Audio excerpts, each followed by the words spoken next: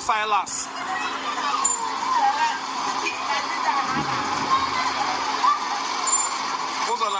Olonaga. Cabo Silas. Silas, Abi? Cabo Silas, Onitsha. Olonaga. Solution is here. Solution is here. Silas, Olonaga.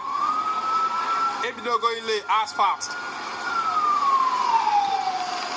Cabo Silas.